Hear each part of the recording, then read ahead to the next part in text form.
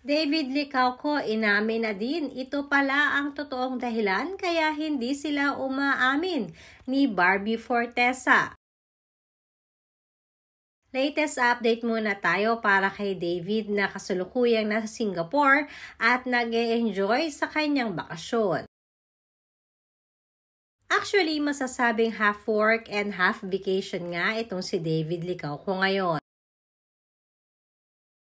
Sa kanyang mga na-share sa social media, makikita na nag-e-enjoy siya sa panonood ng Grand Prix sa kasalukuyan na ginaganap nga sa Singapore. Samantalang si Barbie naman nakapag-share ng kanyang mga kaganapan. Ito ay ang pagtatapos nga ng kanyang teleserye na The Beauty Empire. At dahil halos patapos na nga ang teleserye ito, madami naman ang nag-aabang ng muli nilang pagsasamahan ni David sa telebisyon at maging sa movie. This time daw kasi ay baka pwede naman na si David ang kasama ni Barbie.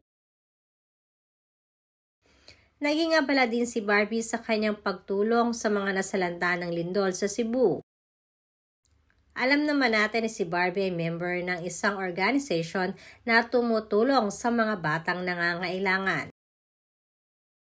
Samantalang usap-usapan nga ang naging mga pahayag ni David Licauco sa isang interview kung saan ay na-share niya ang ilan sa kanyang mga sikreto, lalong-lalo na pagdating sa kanyang love life at personal na buhay.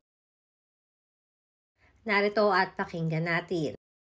I think gatekeeping is valuing what matters most. I feel like not everything needs to be shared. There are things in life that we can just keep to ourselves. This has been David Licauco, and you've been watching Rolling Stone Philippines Gatekeeper.